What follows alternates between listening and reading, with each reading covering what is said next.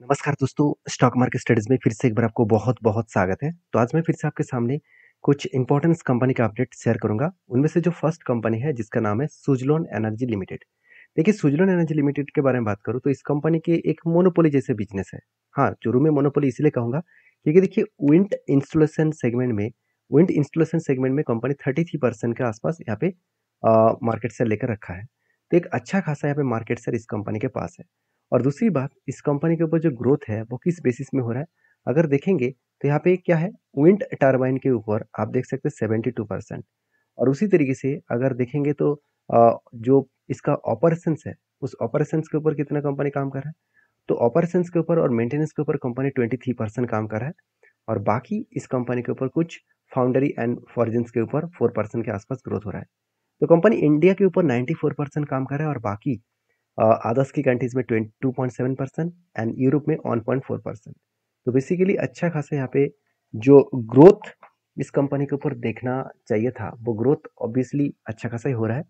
तो बहुत सारे लोगों का डाउट है, कमेंट्स भी है कि सर सुजलोन जिस तरीके से बिग फॉल दिखाया क्या उसको रिकवरी कर पाएंगे, सुजलोन जिस तरीके से भागते चले जा रहा है क्या फिर से वो मल्टीपल का रिटर्न दे पाएंगे। तो ऑलमोस्ट अगर स्विट्जरलैंड को मैं एकदम ग्राउंड लेवल से देखूं, जब कोविड के लेवल में था इस कंपनी का प्राइस कहाँ पे था। अगर मैं कोविड के लेवल से इस कंपनी को डिटेल्स में देखूं तो ओवरऑल कोविड के टाइम में इसका प्राइस था ऑलरेडी 1 रुपीज़ के आसपास। तो 1 रुपीज़ से इस कंपनी के 1 रुपीज़ से अगर मैं करंट लेवल तक देखूं तो ऑलमोस्ट 6000% का रिटर्न दिया। तो यहाँ पे तो ऑलरेडी 4 साल में कंपनी मल्टीपल का रिटर्न दे चुके हैं। 6000% का मतलब होते हैं 60 टाइम्स रिटर्न। तो कोई व्यक्ति अगर 1 लाख रुपया निवेश करके रखे थे तो उसको 60 लाख रुपया बन चुके हैं। तो कहने का मतलब यही है कि कंपनीज के जो डेटा है उस डेटा के अकॉर्डिंग आपको काम करना है। कंपनी कितना रिटर्न दिया वो इम्पोर्टेंस नहीं है। हाँ, अगर आपने इस कंपनी के ऊपर कोई व्यक्ति 1 रुपया में खरीद के रखे थे, मैं दावे के साथ बोल सकता हूँ कोई भी एक व्यक्ति आपको नहीं मिलेगा जो आज तक होल्ड करके बैठे हुए हैं। ऐसे कोई भी एक व्यक्ति नहीं मिलेगा। जो पेनी स्टॉक के ऊपर निवेश कर रहे थे ना, 1 रुपया अगर 2 भी रुपया बन गया होगा तो वो एग्जिट कर चुके होंगे। 2 से 3 4 रुपया भी बन गया होगा, उसके 4 गुना रिटर्न मिल गया होगा, तब वो एग्जिट कर लिए होंगे।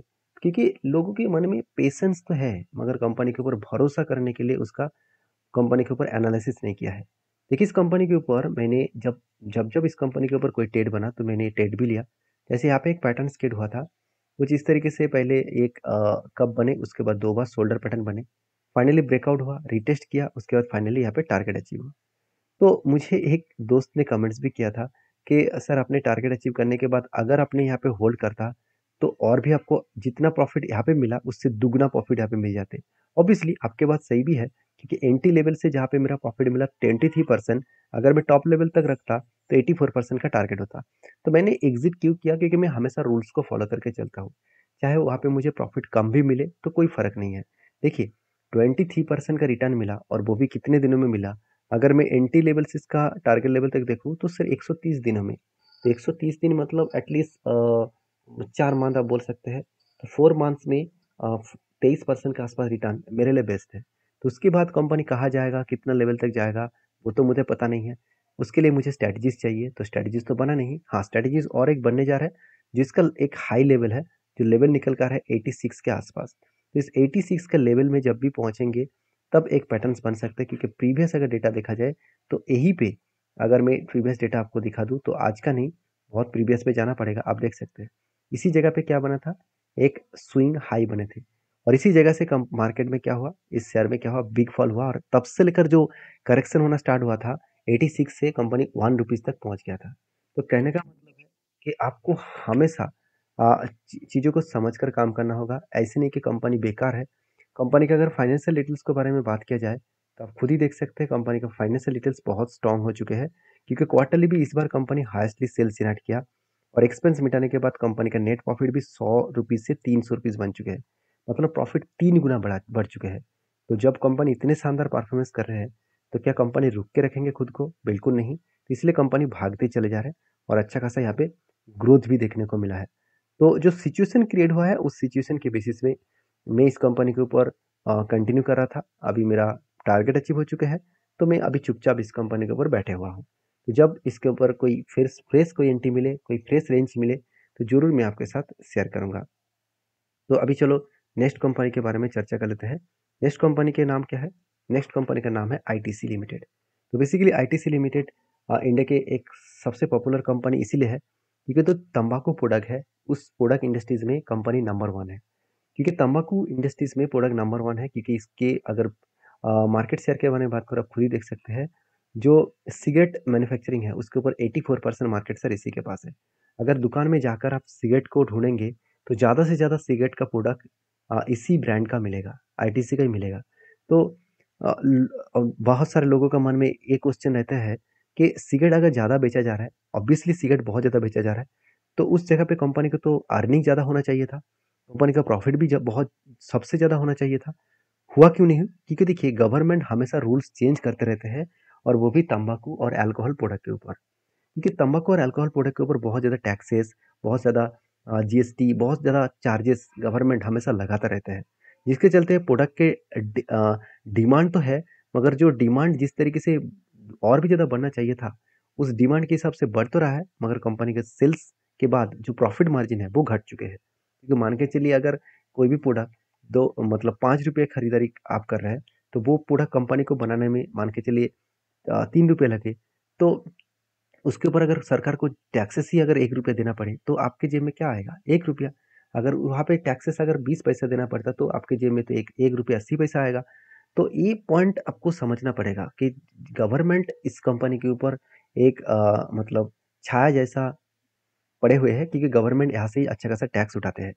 तो देखिए गवर्नमेंट आज तो शेयर मार्केट के ऊपर भी मतलब जिस तरीके से टैक्सेस लगाया है, तो मुझे लगता है पूरा का पूरा पैसा इसी जगह से, पूरा सरकार सारे पैसा इसी जगह से उठाने वाला है। क्योंकि आंध्र प्रदेश में और बिहार में जिस तरीके से बजट अनाउंसमेंट किया गया है, तो उसका पैसा मुझे लगता है इस मार्केट से ही उठाने वाला है। क्योंकि short term capital gain tax, long term capital gain tax, stamp duty charges सब कुछ बढ़ा दिया गया। तो जिसके चलते ये तो अच्छा खासा पैसा यहाँ से मिलेगा ना। तो देखिए ये हम लोगों के लिए एक मतलब नेगेटिव पॉइंट ज़रूर है, क्योंकि मेहनत हम लोग करें और पैसा हम लोग लगाएं, और मतलब फ़ायदा गवर्नमेंट ले। तो इस बात के ऊपर आपके क्या राय है, मुझे कमेंट्स करके ज़रूर बताना, क्योंकि मैं इसके ऊपर ऑब्वियसली मैं ज़रूर कहूँगा गवर्नमेंट को तो टैक्सेस, इतने सारे टैक्सेस गवर्नमेंट को मिल रहा है, उसके बाद भी short term capital gains, long term capital gains, stamp duty charges सब कुछ बढ़ा दिया है, तो जो बहुत बड़ा एक नेगेटिव पॉइंट्स है। तो बाकी देखिए आईटीसी के ऊपर एक चीज़ मैं आपको नोटिस कराऊंगा, आईटीसी जैसे कंपनी के ऊपर आपको गुड पॉइंट्स यही है, कंपनी कभी भी आपको क्वार्टरली रिजल्ट में बेकार आपको डेटा देखने को नहीं मिलेगा। कंटिन्यूसली सेल्स लगातार बढ़ते चले गए, एक्सपेंस को मिटाने के बाद नेट प्रॉफिट कंटिन्यूसली बढ़ते चले गए। तो 4,000 करोड़ से नेट प्रॉफिट बढ़ के 5,000 करोड़ बने, तो अच्छा खासा नेट प्रॉफिट का ग्रोथ हुआ। उसी तरीके से अगर कंपनी के इन्वेस्टर के बारे में बात करूँ, तो प्रोमोटर से लेकर एफएसडीएस पब्लिक के पास भी अच्छा खासा यहाँ पे इन्वेस्टमेंट देखने को मिल चुके हैं। तो बेस्ट तरीके से इन्वेस्टमेंट देखने को मिला 40% से 44%, एंड पब्लिक के पास कितना 15% के आसपास। तो इंस्टीट्यूशन इस कंपनी के ऊपर अच्छा खासा होल्डिंग रखे हैं, प्रोमोटर तो नहीं है। तो इस कंपनी के ऊपर इसीलिए मैं बुलिश हूँ क्योंकि कंपनी का बिजनेस स्ट्रांग है, और कंपनी के business of point of view से बात किया जाए तो कंपनी का ग्रोथ भी स्ट्रांग हो रहा है। हाँ, कुछ वीकनेस पॉइंट है, जैसे कंपनी का लास्ट 10 मंथ में, मतलब लास्ट 12 मंथ में कंपनी के ऊपर sales and profit growth negative मतलब डाउन हो गया, बहुत बुरी तरीके से डाउन हुआ, और इसी के चलते कंपनी का रिटर्न भी डाउन हो गया। क्योंकि आईटीसी के ऊपर जब मैंने एक टेड का प्लान लिया था, उस टेड मुझे नहीं लगता कि इतना आसानी से वो टारगेट अचीव करेंगे, क्योंकि वो बार बार उसी जगह पे जाकर रिटेस्ट करा, क्योंकि एक पैटर्न्स लंबा सा एक कप विद हैंड पैटर्न्स बना था, पहले लंबा सा जर्नी के हिसाब से एक कप बने, अगर मैं कप को अगर मार्किंग करूँ तो एक लंबा सा कप बने, उसके बाद हैंडल पैटर्न भी बने, और फाइनली यहाँ पे ब्रेकआउट होने के बाद वो बार बार एक ही रेंज को रिटेस्ट कर रहा है, जो रेंज निकल कर आ रहा है 494 के आसपास, और फाइनली इस लेवल को ब्रेक अगर कर पाए, तो देखिए ब्रेक तो किया था, ध्यान से देखना, ब्रेक तो यहाँ पे किया था मगर ब्रेक कन्फर्मेशन नहीं किया। अगर नेक्स्ट कैंडल यहाँ पे ग्रीन कैंडल बनता तो मैं जरूर कहता कि हाँ ब्रेकआउट कन्फर्मेशन हो चुके हैं। तो मुझे लगता है 590 रुपीज़ जाने में थोड़ा सा टाइम लग सकता है, और एक टारगेट भी कोई छोटा मोटा नहीं है, एक लंबा टारगेट है, तो इसके लिए मैं जरूर फोकस रखूंगा। तो आपकी क्या राय है इस कंपनी के ऊपर, मुझे कमेंट्स करके बता सकते हैं। नेक्स्ट जो कंपनी उसका नाम है कोल इंडिया लिमिटेड। तो कोल इंडिया लिमिटेड के ऊपर मैं सबसे पहले बता दूं, इसका वैल्यूएशन मुझे एकदम सस्ते दामों में देखने को मिले, और कंपनी का आरओसी आरओई बेस्ड है, इनकम जबरदस्त है, डेप्थ एकदम कम है। मुझे इस कंपनी के ऊपर एक बात आपको दिखाना है, वो है इस कंपनी का ग्रोथ किस तरीके से हो रहा है। बहुत सारे लोग यही सोच रहे हैं कि कंपनी अच्छा खासा रिजल्ट पब्लिश, चलो एक बार अगर सबसे पहले रिजल्ट दिखा देता हूँ। इस बार भी देखिए सेल्स कितना हुआ, सबसे हाईएस्ट हुआ, एक्सपेंस मिटाने के बाद नेट प्रॉफिट कितना हुआ, सबसे हाईएस्ट भी हुआ। तो मतलब कंपनी का सेल्स एंड प्रॉफिट तो ठीक-ठाक है। तो क्या इसी को देखकर कंपनी के ऊपर काम कर लेना चाहिए? बिल्कुल नहीं। कितना ग्रोथ हुआ वो देखना चाहिए। तो कंपनी का लास्ट 12 मंथ में आप देखेंगे टीटीए मतलब लास्ट 12 मंथ में कंपनी का 3% का सेल्स का ग्रोथ एंड प्रॉफिट का ग्रोथ 17%। जहाँ पे लास्ट 3 साल में 16% का ग्रोथ हो रहा था एंड प्रॉफिट ग्रोथ 43% के आसपास हो रहा था। जो ग्रोथ यहाँ पे बहुत कम हो चुके हैं और जिसके चलते ये कंपनी लगातार आपको रिटर्न तो दे रहा है, तो मुझे लगता है कभी ना कभी वो करेक्शन भी दिखा सकते हैं। तो कोल इंडिया के ऊपर फाइनली एक पैटर्न्स मुझे देखने को मिले। कुछ इस तरीके से पैटर्न्स बने, पहले एक कप बने, उसके बाद एक हैंडल पैटर्न भी बने, फाइनली ब्रेकआउट हुआ, ब्रेकआउट कंफर्मेशन भी हुआ, रिटेस्ट भी करा। तो मुझे लगता है यहाँ पे एक सिचुएशन क्रिएट हुआ है, उस सिचुएशन के बेसिस में आगे बढ़ने का पोटेंशियल रहेगा, क्योंकि रिजल्ट अच्छा हुआ, तो उसका एक ट्रेंड तो कंपनी के ऊपर देखने को मिल ही सकता है। बाकी अ, इस कंपनी के ऊपर आपके क्या व्यू है ज़रूर कमेंट्स करना और ये सारे वीडियोस एज एजुकेशन पर्पस में होते हैं। कोई भी मेरे तरफ से बाय एंड सेल का रिकमेंडेशन नहीं है। अगर आपको काम करना है तो सारी चीज़ों को समझ कर सीख कर काम करना पड़ेगा। तो नेक्स्ट कंपनी के बारे में चर्चा कर लेते हैं। नेक्स्ट कंपनी का नाम है पीबीबी इंफ्रा लिमिटेड। तो एक छोटा सा कंपनी है और कंपनी के ऊपर अगर मैं क्वार्टरली रिजल्ट के बारे में सॉरी कंपनी के अगर चार्ट के बारे में बात करूँ तो बहुत ज़्यादा वॉलेटिलिटी आपको देखने को मिलेगा और कंपनी के बैलेंस शीट में एक डेटा देखने को मिला वो है बोनस का। कंपनी 20 तारीख को आपको एक के बदले एक बोनस देने जा रहा है। तो जो लोग बोनस स्प्लिट पाना चाहते हैं तो इस कंपनी के ऊपर रिसर्च करें, उसके बाद काम करें। वीडियो अच्छा लगे तो प्लीज़ लाइक करना। मिलते हैं नेक्स्ट वीडियो में, तब तक के लिए धन्यवाद।